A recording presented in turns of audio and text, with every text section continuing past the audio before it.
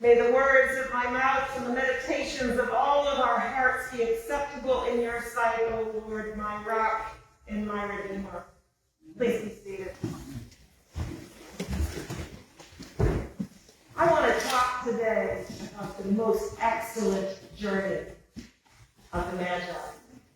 And you'll see that we're already on the move. We have 2 more camels arrive from Jerusalem, from our favorite friend Ibrahim's shop on Mavis Road on Friday, and they have joined the herd that are processing towards the altar. By this point in our relationship, yours and mine, it's probably long since ceased to surprise you that I love camels. And probably also my absolute conviction of their theological symbolism, profound theological symbolism, has not escaped you either. And you'll notice that our humped, handsome friends have been on the move since the beginning of Advent, little by little, step by step, getting nearer to the manger. They'll get there long about Thursday, Epiphany. And I do love camels, but probably with their improbable but uniquely appropriate construction and their ungainly elegance. It's today's gospel from Matthew describing the Magi, who came from the east following the star, that has prompted us over millennia to think of camels. They're not in Luke's gospel as part of the creatures around the manger. Camels are God's own purpose-built sand cargo vehicles, uniquely suited to carry great burdens for long distances over difficult terrains from exotic origins. For that reason, camels point to the Magi, who are the focus and subject of today's gospel. And despite whatever we don't know about the Magi, we do know that they were super important. Matthew's gospel tells us that the Magi immediately capture the attention of everyone in Jerusalem, including and especially King Herod. They show up in Jerusalem from only God knows where, asking for the King of the Jews. The Magi are shrouded in the mystery of Matthew's gospel's spare detail. Who were they?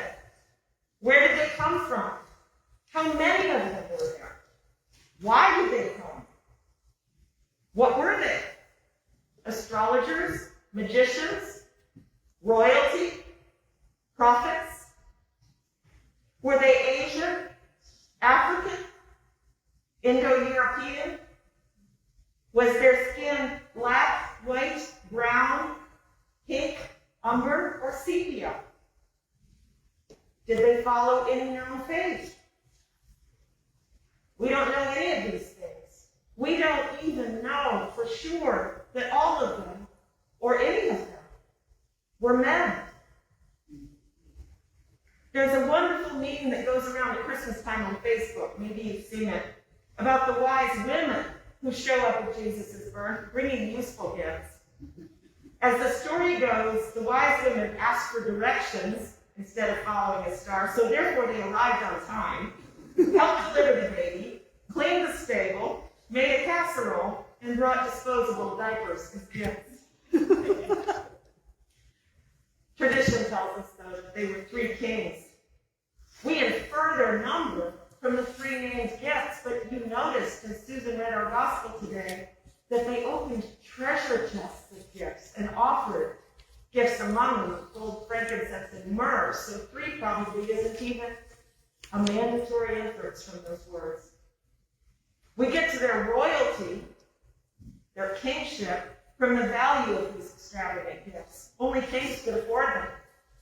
And also from the way that Herod immediately summons them to court, like they were old friends from king school or something. We actually know nothing about them but their name, Magi. They could be any of us.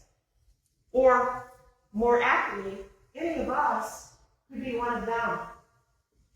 Striving, probably with the help of handsome, sure-footed camels, long distances over rough terrain to join up with Jesus and to show others the way. I've known some Magi in our time, and I'm sure you have too. Given our tradition arising from the three gifts of gold, frankincense, and myrrh, I'll mention three current-day Magi. And because we don't know whether Magi are astrologers, magicians, royalty, or prophets, we'll call them sages, meaning wise people. You'll notice that we have some sage that ventured over last year. I'm hoping for the same this year. But we put some sage with the camels just to remind us of the wise men. I think especially today of one of my favorite professors at Yale Divinity School, Raymond Santa, who died unexpectedly, although with characteristic, elegant, and appropriate timing, on Epiphany in 2019 when I was in Jerusalem.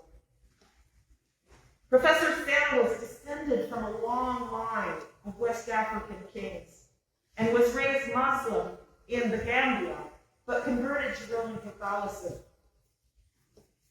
His final book, Beyond Jihad, came out weeks before my class with him in the fall of 2017 and was the focal point of the course. He drew our focus to camels, the ships of the sand sea, and the roles that they played in transporting goods, ideas, learning throughout the Sahara, shaping centers of learning, commerce, faith, and community.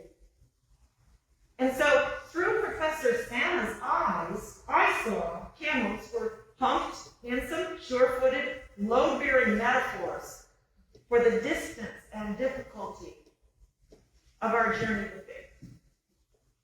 And the unique way that each of us finds our own path to walk along beside them. Layman Santa, descended from African kings, pointed the way to the manger. Second, Archbishop Desmond Tutu, who died just this past Sunday at the age of 90. Archbishop Tutu was also a modern-day sage. He and Professor Santa knew each other, of course. The Arch, as he was called, was born in South Africa in a farming town near Johannesburg. His father was a teacher. His mother was a domestic servant. And unlike Professor Santa and Nelson Mandela, first African president of South Africa, Archbishop Tutu was not descended from royalty. And he wasn't even involved in politics until he'd been a priest for many years. He came to politics through the realization of Ubuntu, the African word for hospitality, meaning an open and a welcoming attitude that is willing to share and to be generous and caring. Ubuntu, said Archbishop Tutu, was the knowledge that human existence is inextricably bound up in God's creation, and a solitary human being is a contradiction in terms. Archbishop Tutu often said, I need other persons to become a person myself. Archbishop Desmond Tutu was a modern-day sage. He's even depicted as one of the Magi in the National Cathedral in Washington, D.C., in their big manger scene. And there he is, all carved, and you can see his twinkling eyes, his joyful grin, and his hands upraised, as they always are in celebration. Third, and just because we don't know where the sages came from, or whether they were women or men, or what their role is back home, I propose Betty White, gone unto God just this week, as the third modern-day sage. Betty White, an American, a woman, and a comic actress whose roles endured into her 90s, might be the most improbable sage of all. With her salty observations and her lack of obvious religious piety, her roles challenged and all set expectations for women by spoofing and therefore highlighting our own judgments of others. She had an uncanny ability to ask a guileless question that exposed an inconvenient truth. Much like the Magi in Matthew's Gospel, they asked, "Where is this baby king?" And the question itself brings Herod and all Jerusalem to their knees. Also, Betty White championed equity causes before they became popular and dedicated time to animal welfare, including, importantly and especially, camels. Above all, she was known for her kindness. We can all walk with the sages as they journey to Jesus and away from Herod's reign in Jerusalem. And no one can be excluded from their social group because we have no idea what that group might be. Even if the sages came from the east, no farther away from Jerusalem than up on top of the Mount of Olives, an easy walk down into the city, their foreignness to the regime in Jerusalem allows anyone at all, Layman Santa, Archbishop Desmond Tutu, Betty White, you, me, anyone at all, to seek the baby king.